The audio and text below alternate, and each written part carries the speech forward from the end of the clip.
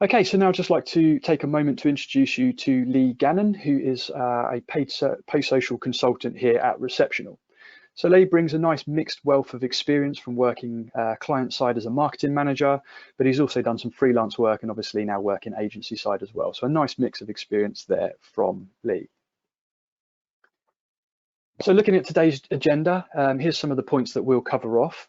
What we do is we essentially look at this AMMO framework, as we call it, which essentially forms the backbone of the content that Lee will be sharing with you today. And that covers off things like the audience, the message, and the offer. So we'll be looking at why LinkedIn, and then we'll be looking at understanding and defining your target audience before moving on to delivering the right message and creating a successful offer. Finally, we'll be finishing off on how to get started with some tips. Just before I hand over to Lee, I'm just going to run a quick poll. So if you don't mind answering which all that apply to you, you should see it on your screen now. Basically, this is which of these paid marketing channels do you currently use? So you can select more than one. Do you use perhaps Google Ads, Microsoft Ads? Are you doing anything on YouTube? Perhaps you're doing some stuff on Facebook and Instagram. And then hopefully you're doing some stuff on LinkedIn as well. So just looking at the some of the results that have come in so far, it looks like a lot of you are doing stuff on LinkedIn, which is absolutely great. And another high percentage of you working with Microsoft or Bing Ads.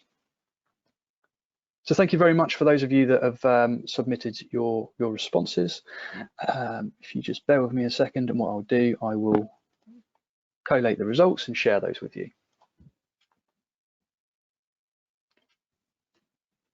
So there we go. Hopefully you can see that those results there. You can see 78% of people are doing work with LinkedIn ads, which is absolutely great. Okay, Lee, I shall now pass that over to you so you can take us through your content. Perfect. All right, let me just get my slides up and running.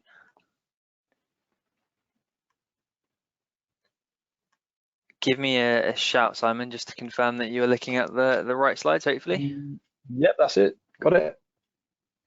Perfect. Yeah, thanks very much for the introduction, Simon. It's great to see so many of you actually already investing in LinkedIn. Wasn't probably expecting to see as many as sort of 4 and 5, which is really great.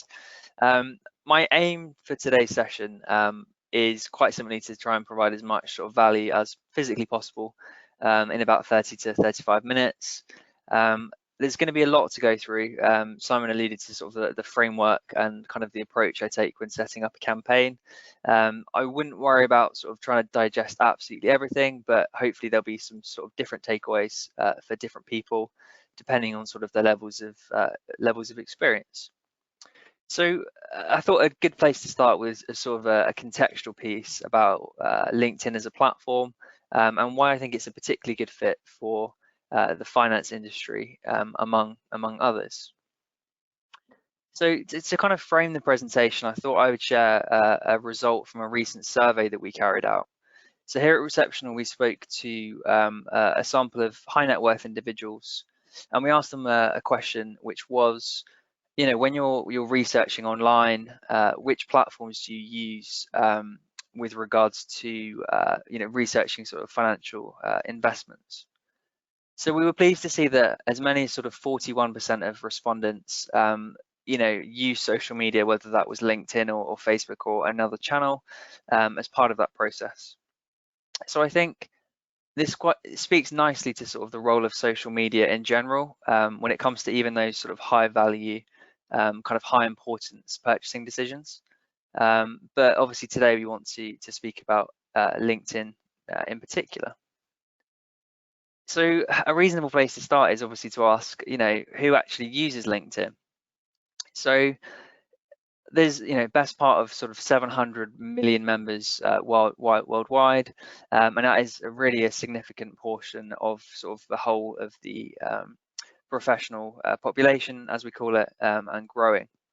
So I found a nice statistic that really sort of highlights how it is increasingly a great place to reach the sort of the highest of those net worth individuals. So apparently 41% of all millionaires have a LinkedIn profile, for example. As you'll see from the statistic on the left-hand side as well, the average kind of net or household income, if you like, of a user is significantly higher than the alternative social media platforms. And it isn't just the kind of senior business leaders. Obviously, a large proportion of the user base is the kind of the future wealthy, if you like. So that those young millennials, about 1 in 4 have kind of started building a profile, usually sort of straight out of college and university. So whether or not you work in finance or not, I think there's a good chance that your audience is going to be on this platform. As an advertiser, I think it's always important to kind of take a step back and think about the different mindsets that come with the various social media platforms. So if we were to make sort of a direct comparison of Facebook and LinkedIn, for example, I think we all kind of recognize that you're on Facebook to be entertained and predominantly just to be sort of staying in contact with friends and family in lockdown more than ever. But I think on LinkedIn, it's fair to say that we have we have higher goals and aspirations, I think, for the platform. So it is about personal development, professional development, wanting to improve ourselves and our financial status as well. And I think in general that there's an appetite to learn. So as a brand, as an advertiser, I think when we're putting out content, whether or not that's organically or through advertising, I think the more we can align our content to fit the sort of the goals and objectives of someone using the platform, the more success you're ultimately going to be able to have. I don't think, obviously working at an agency, it seems a bit counterproductive to say this, but I think I really don't think that every single business should be on every single digital channel just for the sake of it. I think you should be selective about where you're putting your sort of time and money. So I think starting with the question of should you be advertising in LinkedIn in the first place is well worth stopping to consider. So LinkedIn, you'll be well aware that it is strongly identified with sort of B2B marketing. I think as many as sort of 6 in 10 B2B marketers across the board have said that LinkedIn has generated them leads. So obviously, if you're in the B2B space, it's going to be a great environment for you. But I think when it comes to B2C, I wouldn't kind of throw the entire, the baby out with the bathwater. I think there's strong exceptions where you should be considering advertising on LinkedIn. And for me, the biggest factor would come down to the value of your product or service. So I think we need to acknowledge straight off the bat that LinkedIn is an expensive place to advertise. You pay a premium for the quality of its audience. So I think if you're going to be paying between £5–10 a click, if not more, for certain industries like finance, you need to be making sure that your products and your service, your lifetime value of a customer, is enough to justify that. So you can sort of swallow that cost per acquisition in your margin. I think two industries that, two B2C industries I do see quite a lot in my own feed would be the automotive industry. I seem to be targeted by Mercedes at the moment. I think they're probably barking up the wrong tree with me there. But then the other category I would say is the financial services sector. So I've had ads from the likes of Vanguard and a lot of the kind of high street banks in recent weeks as well. So for my final kind of piece of context regards to sort of LinkedIn and finance, I wanted just to talk about the topic of trust. So I think, it goes without saying that as advertisers and as brands, trust is enormously important, and it's how we kind of build our reputation. I think you might not, you probably won't be surprised to hear that the financial services industry hasn't always had the best reputation, if you don't mind me saying. A study that came out last year from the Edelman Trust found that it was the least trusted of the sectors that they inquired about among the general public. We could have a conversation about why we think that might be the case. I think to some extent it could be persisting memories of things like the 2008 crisis. But if we kind of consider that to be the reality, at least for a thought experiment, then I think it's worth considering and juxtaposing that with LinkedIn's own reputation. It has been kind of widely considered the most trusted of the social media platforms. I think given the bad press that Facebook has had in the last couple of years with how it handles data, I think we have a lot more confidence in LinkedIn as a platform. Not to mention, I think just a perception of it as being a provider of sort of higher quality content and more kind of genuine interaction. So I think if you do accept the premise that certain kind of financial sectors maybe have some work to do in terms of building up brand trust and loyalty, then I think that would be a good reason to be indexing on LinkedIn, and yeah, not to mention for other brands as well. So that's the sort of the context and the platform overview out of the way.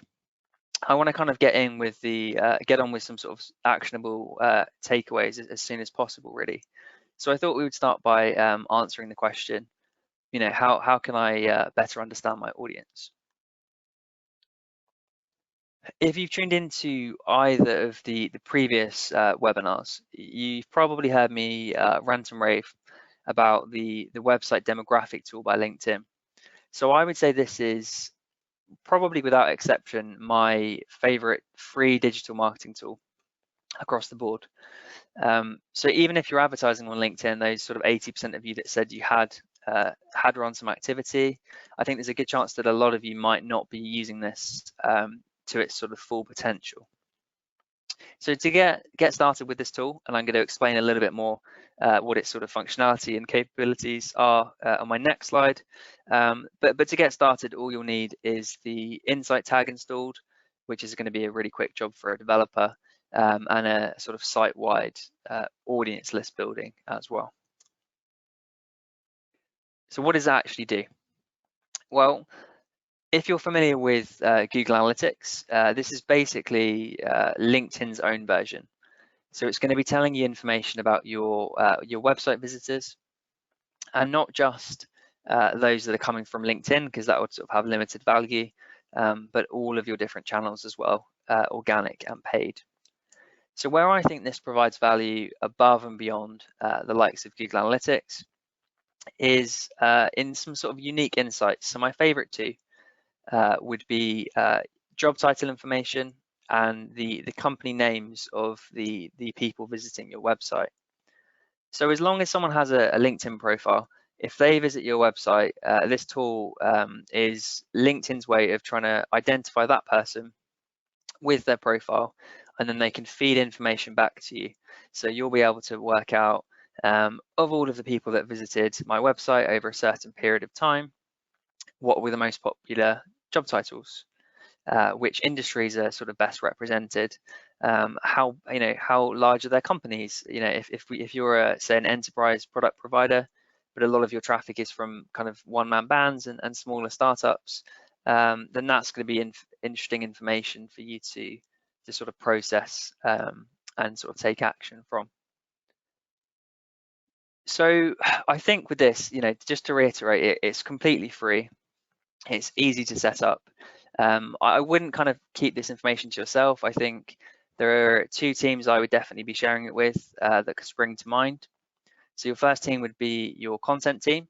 I think sharing information about like job titles and things is really going to help them, say, write better, more tailored blog posts, for example, for that specific audience. And then the other department for me would be sales. So if you can hand your sales manager a list of company names that have recently been on the website, well, then that's sort of kind of a budget-friendly version of something like Lead Forensics, for example. And I think they might be pretty happy with you. So throughout the presentation, I've kind of just scattered a few kind of quick wins. So my first sort of tip at the webinar relating to this particular tool would be to not just analyze sort of all of your website visitors, but actually to take the time to segment your audience. So if you offer different services, well, you could segment this for different services and different areas of your website. Or what I really like to do is to segment it by different traffic sources. So if you're running, say, a Facebook ads campaign and you've got Facebook in the URL because you're using something like UTM parameters, well, then you can isolate all of the traffic that's coming through Facebook, look at those job titles, etc. And it's a really nice way of sort of qualifying the quality of traffic coming from different places. Off the back of the previous webinars where I kind of spoken about this tool, I had a few inquiries, which was really nice to see, just asking me about how this all works and how to get started. So what I've done is I've put together a quick PDF that I would be more than happy to share with anyone attending today. So hopefully my email address is readable on the screen, but I'm going to ask Simon to circulate it at the end. So this will show you how to set up an advertising account, how to get your insight tag installed, how to build those audiences, and also get started with conversion tracking as well. So if any of that's of interest, definitely make the most of the guide. Brilliant. So I want to now really spend the kind of the meat, the meat in the sandwich of the session, talking about the framework that Simon alluded to at the start of the intro. So when I'm approaching a new client or planning a campaign for the first time, I'm thinking about what we call this AMO framework. So AMO standing for audience, message, and offer. So if we start by asking, how can you reach the right audience? So if you haven't tried LinkedIn ads before, I know many of you have, you'll be wondering how, what kind of targeting can you do? And if you have tried LinkedIn ads before, you'll know that there's far too many different options just to possibly fit onto one slide. So what I've done here is just bullet pointed some of the parameters that I kind of use most regularly in my own campaigns and the ones I would probably sort of swear by the most. So there's sort of two types of targeting, if you like. You've got sort of targeting in relation to an organization. So you could target specific company names, categories of company, whether that's different sizes of company or industry. The last time I counted, there were 147 different industries that you can target. So if anyone wants a sort of definitive list, again, drop me an email and I'll sort you out with the spreadsheet. And then the other side of the targeting is obviously pertinent to the individual. So you've got job titles. A real favorite of mine would be job function. So that you can read that as department if you like. So sales, IT, HR, and seniority levels as well, from sort of unpaid entry right through to sort of manager, director, partner. A couple of other ones that I think are worth giving a shout out to would be member skills. So when you're setting up your profile, you might remember you've got the ability to sort of indicate your areas of expertise, and then people can endorse you for certain things. So often this is really nice for tools. So if you work in sales, then you might say, I've got expertise in something like Salesforce, or if you're a web developer, you might identify with WordPress.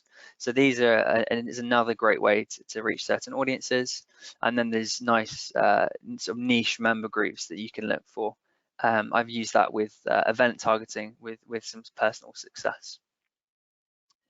If you tried LinkedIn a while ago, then you might not realize that the way the targeting works changed towards the end of last year. So what they've introduced is something called Boolean targeting. Now, it sounds really fancy, but in reality, it just refers to sort of and or parameters. So what I mean by that is, if you want to narrow your audience down, well, I can say I would like to target people in the financial services industry and of a certain job title. So we're kind of zooming in on the right people. On the flip side, if you want to target someone, say specific job titles, but there's not enough people in that target audience, and you want to kind of cast the net slightly wider, well then the or, so introducing member skills as an alternative is a kind of popular approach of mine. So my second quick tip, we've talked about, or I've just referenced the and or side of the targeting. The sort of the third option is an exclude parameter. So when you're building an audience, I would always make sure that at the very least you're excluding somebody, just to kind of avoid wasted spend. So I would have a list of your competitors kind of ready at all times to exclude from any given campaign, just so that they're not sitting there clicking on your ads just to wind you up. And similarly, with all the best intention in the world, if you've got a lot of employees and they're sort of commenting and engaging with your posts, trying to be supportive, well, then that could be costing you money as well. So you might want to just blanket exclude all of those people. That was a sort of overview of targeting, but to kind of ask a question or to answer a question I get a bit more with regards to sort of wealth targeting.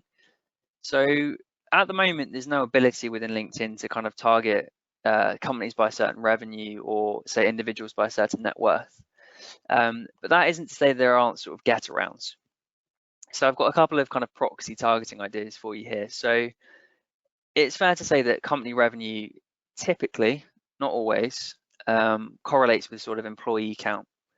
So one of the top LinkedIn experts in the US, his rule of thumb would be assuming that for every employee a company has, maybe that company makes in the region of $100,000 per year. So if you've got a product that's a certain price point, you can use that as a rule of thumb to work out the sort of size of company that would be appropriate to target.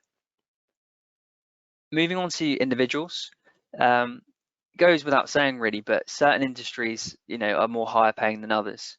So again, if you're trying to reach a particular sort of price point, I think I would definitely be considering that.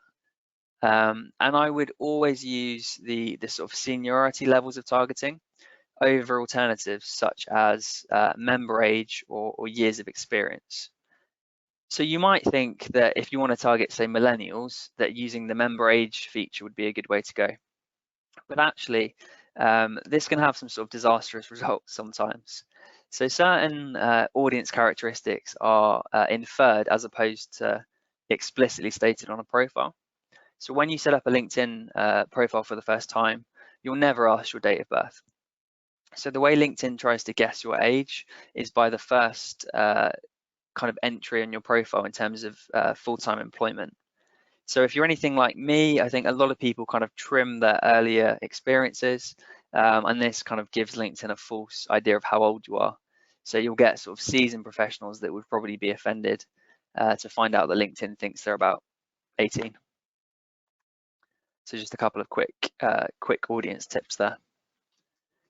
So rounding off audiences, I've talked about kind of the building blocks of audiences and alluded to some of my sort of favored categories. The other side of the coin is what LinkedIn calls matched audiences. So the easiest way I think to think about these would be these are the audiences where you're introducing some kind of external data. So you've got kind of 4 umbrella headings here. You've got people that have been on your website that you can retarget to. That's based on having the tag installed on your website. You've got contact targeting, which would be uploading your database, your CRM, whether or not that's emails of customers, newsletter subscribers, etc. And then LinkedIn can match those to profiles. Quick tip on that. So you'll appreciate that a lot of the email addresses in your database will likely be sort of work emails, and often someone would set up a LinkedIn profile with personal addresses. So if you do have personal email addresses, I would use those as much as possible. But LinkedIn's getting better and better at putting the two together. And then of the 4 on the slides, I think account targeting, which we also call ABM, so account-based marketing, is maybe one of the coolest things about LinkedIn and probably the most unique to the platform. So this is where you can upload a list of company names, and you don't have to have any relationship with them at all. They're just people that you would like to get your content in front of.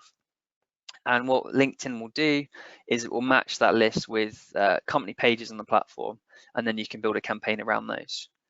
So another kind of tip when you're trying to get this high match rate would be to include the website address of any companies as well as just the name. Certain formatting issues means that sometimes you don't get that match, but if you add the domain website, then you're giving yourself a sort of fighting chance. And then the final option is lookalike audiences. If you've played around with Facebook ads, you'll know this is nothing new in paid social in general. LinkedIn have been very late to the game, basically copying it from Facebook last year. And in principle, this is going to be a brilliant source of new prospects. You can take a seed list, so let's say your existing customers, and then let LinkedIn work out a group of people that closely resembles that original list. So it sounds great, but if I'm going to be completely honest, I don't quite think the functionality is there yet. So maybe something to test, but I think something to watch for updates in the future. So that brings us nicely onto a second poll question. If I could pass back over to Simon and take a bit of a breather before we continue. That's great. Thank you very much, Lee. So the second poll is, to what extent do you know your target audience? Again, it's multiple choice. You can select more than one option if it applies to you. The options you should be able to see in front of you now on your screen: we have clearly defined audience personas. We have an updated CRM database with emails. We have a list of target accounts, so essentially your dream customers, and our brand is regularly in front of them. So I can see that you're getting some responses back. And just a reminder as well, while people are filling these out, if you do have any questions that you want to ask Lee throughout the webinar, then please do pop them into the questions panel on the right-hand side. Okay, I'll just give that another few seconds because I can see some people are still submitting responses.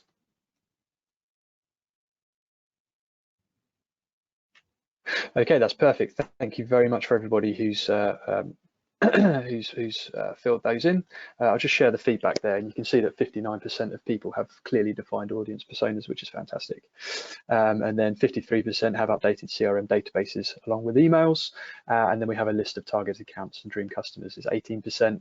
And then the brand being regularly in front of your target audience is 24%. So perfect. Thank you very much for that. And I will hand you back to Lee. Brilliant. Thanks, Simon. Let me just get my slides back up.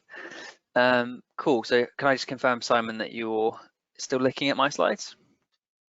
Yep. Perfect. So yeah, I think a couple of interesting sort of outcomes then on that last poll. The fact that maybe 1 in 4 of you feel that you're kind of regularly in front of your audience obviously leaves a bit of work for the rest of us. But I think the other point brings me nicely onto sort of my third tip. And this kind of relates to putting together a bit of a dream customer list, I think. Sometimes we call this kind of like a unicorn list, like in an ideal world, who are the sort of 10, 50, 100,000 companies I'd love to work with.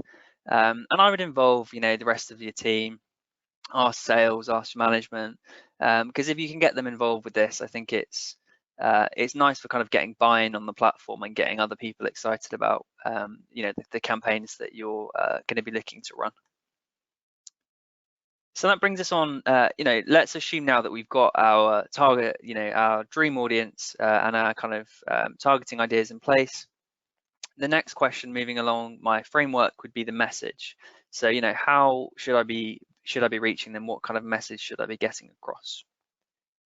So I was going to use this opportunity as giving you a kind of an overview of the menu, if you like, when it comes to setting up a campaign. So you've got 4 categories. You've got sponsored content, which is feed-based, and these are the ads that you'll most often see when you're sort of just scrolling on mobile. Message ads and brand new conversation ads. So these have just come out in beta within the last couple of weeks. So those are obviously paid ads that are going to be landing in your inbox. And then you've got text ads and dynamic ads, which are similar formats, both on desktop. I've got some screenshots, but as the kind of name would suggest, text ads are purely text and they're quite old school, whereas the dynamic ads are the ones that are sort of personalized, and you'll have probably seen your face sort of on the right hand side within LinkedIn. So I'm not going to talk about all of the different kind of components and the different formats, but I've picked out my kind of my top 3 and where I think you should be using each of them basically. So if we start with sponsored content, I would say it's easily the most versatile of the formats, and this is actually the one where LinkedIn themselves suggest that you should start as a new advertiser, and it's also the one that it kind of considers to be the centerpiece of your activity, with the others being a little bit more complementary, playing sort of satellite roles.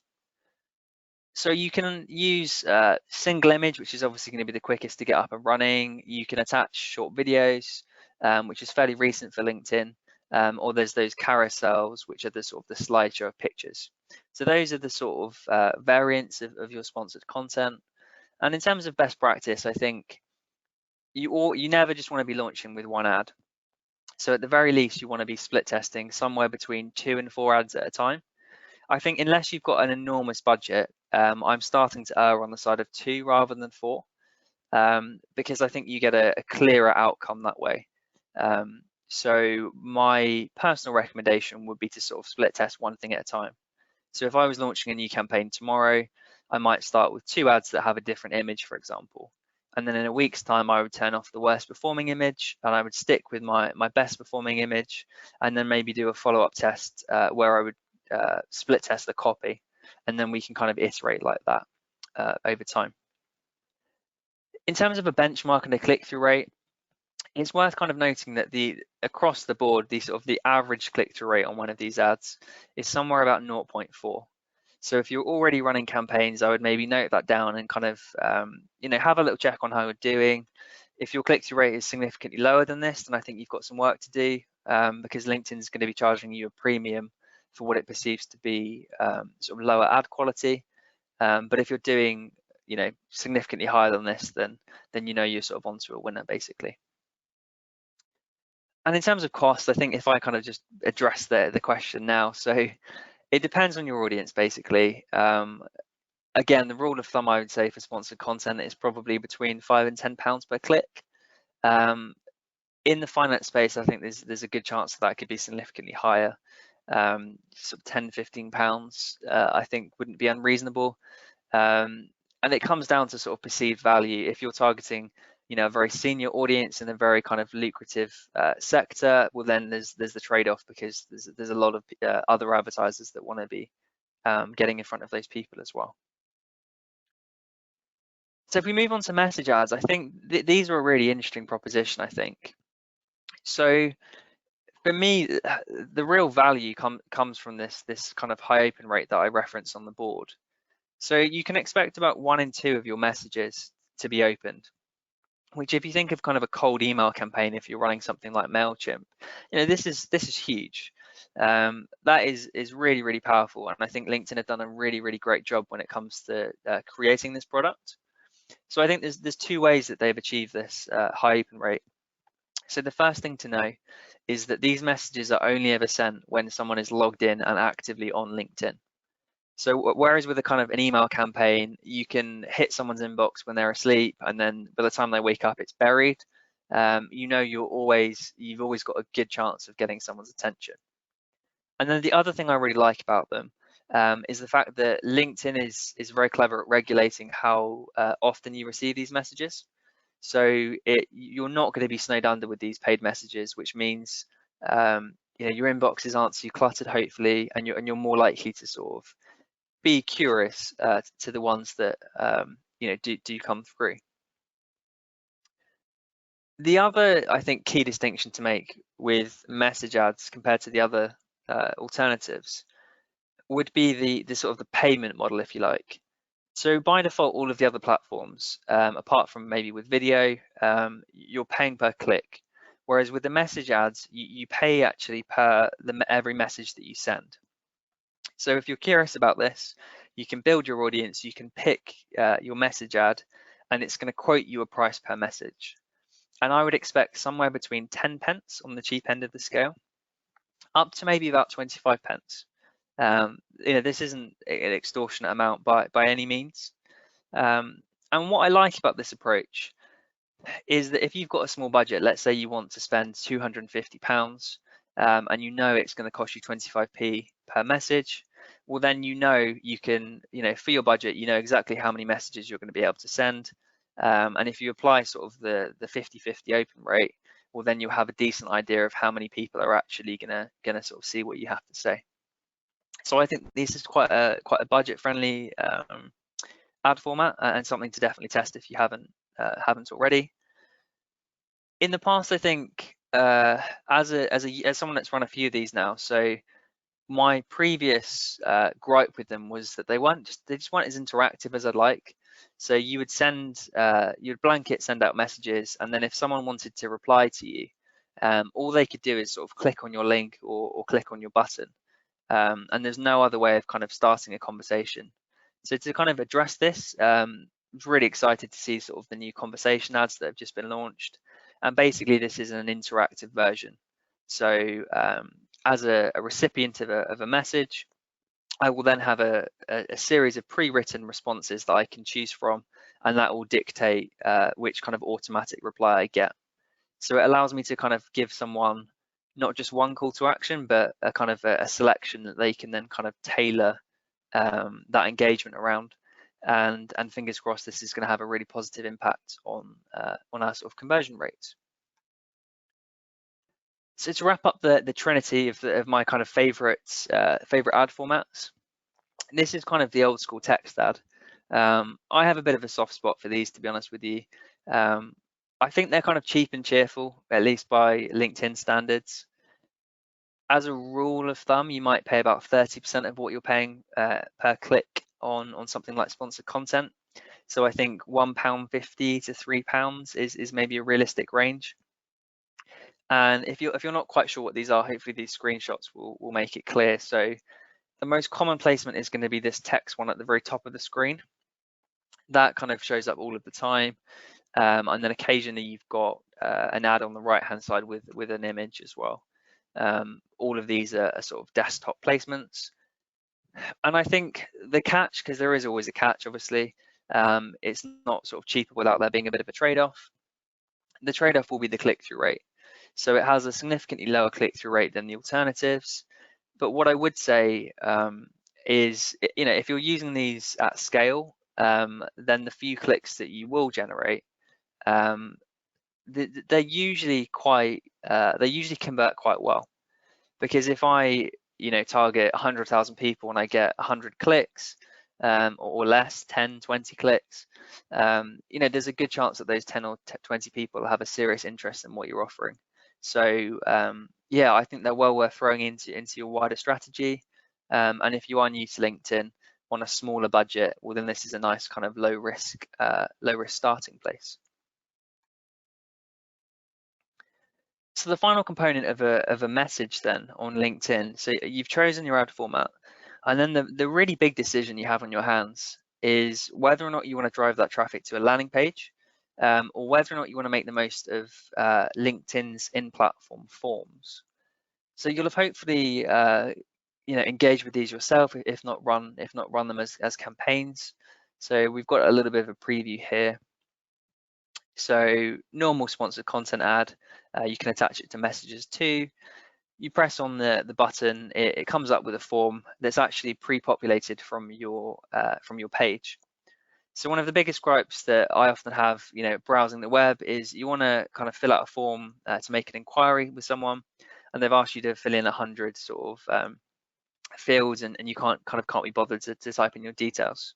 Well, LinkedIn's made that super easy by just pre-populating all of the information from your page, and then you would just kind of confirm your email address, for example. So what this has led to is a really enhanced conversion rate.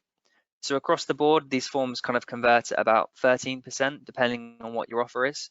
And if you compare that to kind of a ballpark landing page conversion rate of 2.5%, 3%, then they stand pretty favorably. The other argument I would make for at least testing a lead gen form would be what we call a kind of the potential for what we call a double conversion. So when someone fills in the form, they're going to be shown a thank you message and then invited to kind of learn more by clicking through to the advertiser's website. So in an ideal world, in a perfect exchange, you would collect someone's email address.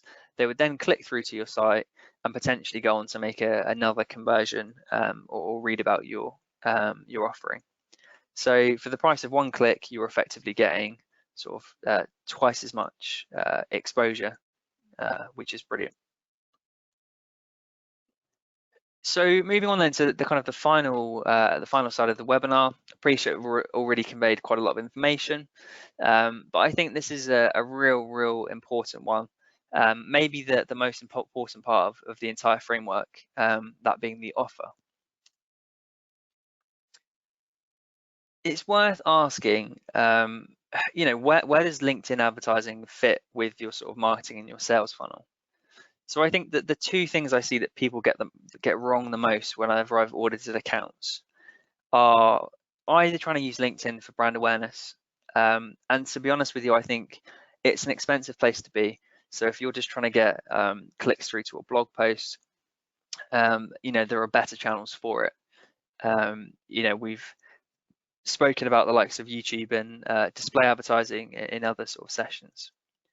And then on the sort of second mistake, which I sympathize with a lot more, is, you know, kind of jumping the gun and trying to hard sell to people that don't know who you are yet on LinkedIn. So that would be at the very sort of bottom of the funnel. I think if we go back to, you know, my slide on mindset, you know, LinkedIn users are there for very specific reasons, and they don't often respond well to kind of hard selling. So I think that the key to success is going to be finding a sweet spot that's somewhere in the middle, and that really sort of centers around what I call a value driven offer. So yeah, the offer I think is the most important ingredient. This is going to greatly determine your sort of conversion rates.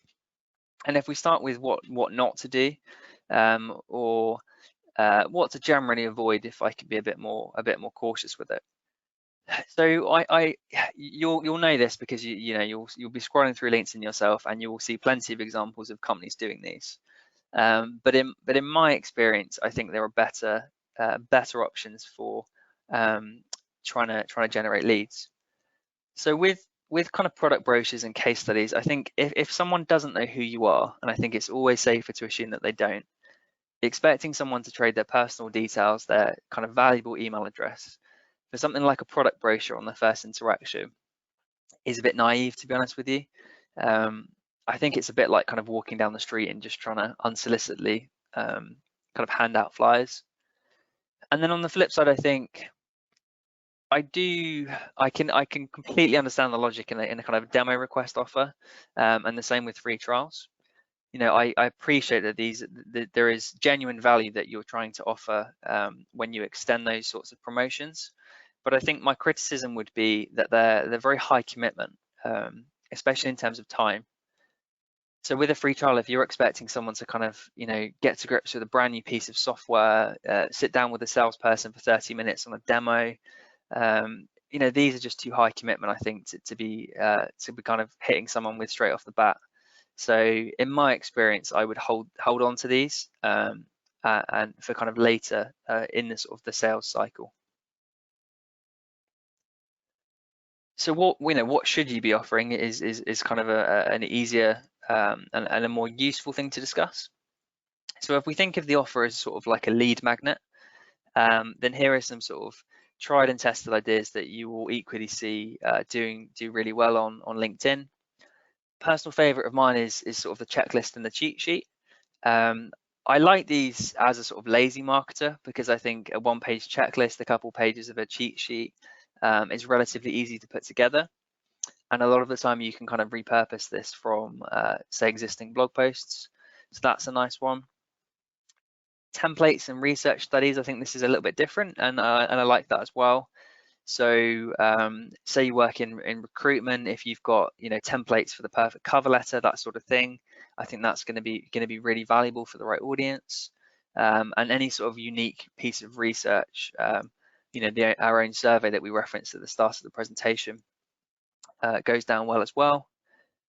And if you're building an ebook for this purpose, which is brilliant, I wouldn't worry about it needing to be a 100-page white paper. I think a lightweight guide is just as effective in terms of a kind of lead magnet. And I think people don't often kind of consume these really heavy pieces anyway, so I'd sort of save yourself the trouble. And then given that you're tuning into a webinar, and again, I really appreciate your time this afternoon, you'll have seen a lot of kind of webinar registration offers during COVID at the moment, which are working really nicely. And kind of post-COVID, you might think about event invitations as well. So I think as long as you're sort of asking yourself, what is my value proposition, and would I trade an email address for said offer? And I think that's a pretty good test to run with. So I've hit you with a lot of information this afternoon. So I'm hoping that there's been some sort of key takeaways, but I thought I would just kind of summarize what I kind of consider to be the main points just before handing you back to Simon. So if this is sort of my own sort of 5-point checklist, if you like, I think getting your account ready ahead of time if you're new to LinkedIn ads can save a lot of headache. It's really sort of a housekeeping point, I guess. But if you have been running campaigns and you haven't got an insight tag that's active, you're not tracking conversions, then I think you need to address that as soon as possible. And obviously we've got the guide that I mentioned earlier, if you'd like to email me about that. When it comes to the audiences, I think I would never just build one audience, cross your fingers and hope for the best. I think assuming you've got the budget to do so, I would at least split test sort of 2 audiences side by side with the same offer and the same ads. A really common test that I like to do would be sort of job titles versus job function with seniority as well. Point number 3, moving on to sort of the message. So I've spoken about my 3 favorite ad formats, but at the end of the day, it isn't kind of one size fits all. I think you need to think about which of those formats is going to be best to convey your particular message, and also be conscious of your budget. So if your offer is something that you would kind of convey quite well over an email, for example, well then I think message ads is going to be a kind of nice fit for you. If you've got a bit of a smaller budget, well then I'd look to text ads. And if you've got enough money to spend for sort of an evergreen campaign, well then I think that would leave you with sponsored content. Spoken about lead gen forms. If you haven't tested them already, I would definitely sort of test those against landing page performance and see how you get on. I like them, I think, mainly because it takes the variable out of sort of landing page performance. I think you could have the best offer in the world, but if you send it to a landing page that isn't great, well then you're not really doing yourself justice. Whereas the forms sort of take that out of the equation. They're formatted for you. They always look pretty nice. You can't really go too wrong there, I think. And then finally, most important of all, was sort of the final section of the session. Make sure you've got a high value offer.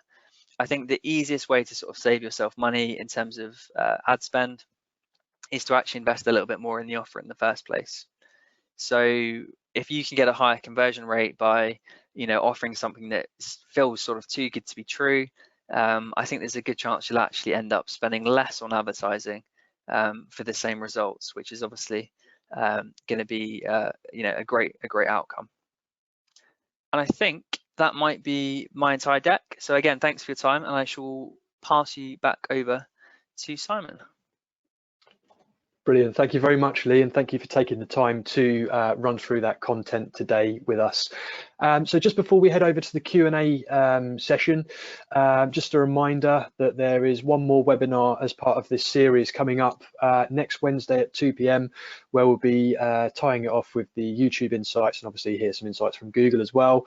I think that's a nice way to sort of round it off as well, because in the earlier poll it looked like less people were sort of working on or using YouTube ads, so that could be a good one to join in on. We'll also be sending around a survey after the webinar as well, so please do take a couple of minutes just to feed back to us. That would be great. And then of course, if you would like a copy of the LinkedIn guide that Lee mentioned, or if you'd like a copy of these slides, just let us know. We can make them available for you as well. So just moving over to the questions then. So I've got a couple here for you, Lee. So the first one is, what size audience would you recommend? Okay, yeah, good question. I think this is probably something that I've asked LinkedIn directly a few times now. So I think the official line for something like sponsored content would be about 300,000 people, which might be kind of more than you were expecting. I'm not sure. What I would say is that certain industries are just naturally bigger than others. I know we've done some work targeting sort of the gaming niche, and I think there's only 50,000 odd people on LinkedIn in that particular sector. So I would say I would shoot to for sort of a few 100,000, maybe 300,000. But I did kind of press LinkedIn for kind of a minimum audience size, and they sort of said 50,000. So if that's a bit more realistic for you, then maybe shoot for somewhere between 50 and 300,000. If you've got a really niche audience, like you're doing remarketing and you just want to reach a handful of companies, well then maybe something like the message ads can be appropriate for an audience that's significantly smaller, say 5,000, 10,000 people, because then for a small budget you're going to be able to blast pretty much every single person on that list with a message. Yeah, so I think those are the sorts of ballparks that I would kind of shoot for. Okay, brilliant. Thanks, Lee. Another one here for you. Can you run LinkedIn audiences alongside GA audiences, and do users just opt out of cookies if they want to opt out? Yeah, good question. So unfortunately, with LinkedIn, the data is sort of separate. So let's say you've been tracking, you've got a remarketing list on Google Analytics for website visitors, but you haven't yet set up the insight tag. Unfortunately, you're going to be back at ground zero. So your website retargeting list is going to build from the day that you install the tag and set up your first audience. So that isn't something that we can do retrospectively. You can't sort of import your website list. Which I think makes a strong case for getting that audience and the pixel installed as soon as possible. In terms of what was the other part of the question? Sorry, Simon, just to recap. Just bear with me a second. About cookies, wasn't it? It was about kind of cookies. Yeah, that's right. Yeah. Yeah. So LinkedIn, as I kind of mentioned, are really good on sort of double opt-in with data and stuff. So they're very kind of clued up when it comes to privacy. Obviously, certain browsers like Safari, iOS devices, I think Mozilla, maybe Firefox, are kind of moving away from cookies altogether. So you're never going to reach a kind of full coverage of your audience by taking a sort of website and cookie approach, which is why I would look for some of those kind of contact targeting alternatives if you've got email addresses and things. Google Chrome, I think, announced quite famously that in a couple of years they're trying to move away from cookies as well. So for now, I think website retargeting definitely has value, but it's probably a window that's closing. So I would make the most of that as much as you can in sort of the next 12 months, I think. Perfect, thank you. Another one for you. Do you know if LinkedIn is planning to allow multi-format ads, inclusive of images and videos, in a single ad? Right. To be honest with you, I haven't heard of anything of that nature. So I attended the last sort of session they run when they talked about what their sort of product roadmap was. And there were some sort of exciting pieces on there, such as like the live, the LinkedIn Live that's coming out. The conversation ads were mentioned. At the moment, to my knowledge, there's nothing that I've come across that kind of combos video and images. But I know a lot of the time they just copy Facebook, and I know Facebook are doing sort of are very good on that sort of dynamic creative. So I would say watch this space, and if I hear of anything, then I'll obviously be happy to sort of pass that on in one of my sort of next sessions. Perfect, thank you, Lee. And then I think we've got time just quickly for one more. How much budget do I need to try running LinkedIn ads? Okay, yeah, so I think I always get kind of asked audience size and budget. I think those are sort of usually the most sort of pressing questions. Again, to sort of defer to LinkedIn's official answer and then kind of add a bit of commentary. I think LinkedIn would say about £5,000 per month is a sort of healthy budget to be kind of testing things on their platform. I appreciate that isn't necessarily realistic for absolutely everyone. So what I would say is that I think about a spend level of about £5,000 is going to be a very good test of LinkedIn, because it's going to allow you to do a few different audience approaches. It's going to allow you to test a few different formats, maybe test the forms and test the landing page approaches. But I would maybe forget the kind of the 1 month period. So if you wanted to spend £5,000 over, say, 3 months, I think that would be giving LinkedIn a kind of a fair go, or kind of do it in bursts. So maybe £2,000 a month would be a kind of a reasonable starting point. If you've never done it before and you're on a really tiny budget and you just want to throw a few £100 at it, well, then I would look at the sort of the text ads and the message ads as where you're probably going to get the most value for your budget, I would say. Brilliant. Thank you very much, Lee. That I believe wraps up all of our questions. So yes, thank you everybody again for joining today's webinar. I hope you found it interesting. Like I say, let us know if you want copies of the slides or the marketing guide, or any help if you're even thinking about sort of implementing a strategy. We can help with that. And like I say, we'll send out a survey, and if you wouldn't mind filling that out, we'd love to hear your feedback. So thank you again, everybody, for attending today. Take care. Brilliant. Thanks, everyone.